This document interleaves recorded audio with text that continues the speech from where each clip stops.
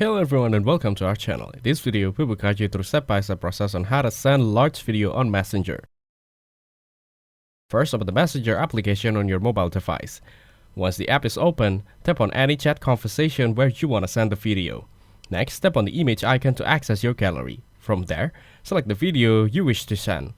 After selecting the video, tap on the send button. If the video is too large and won't send, go back to your Photos app and open the video. Tap on the share icon, which typically looks like a square with an upward arrow. Then, choose the Export Unless Original option to reduce the file size. Once the video is compressed, swipe left or right to navigate through the option and tap on More.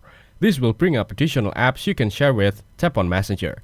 Now you can send videos through Messenger without any issues. This method ensures that even larger video, which may not be sent directly due to size restrictions, can be sent easily by reducing their file size. Thanks for watching. Make sure to like and subscribe for more content like this.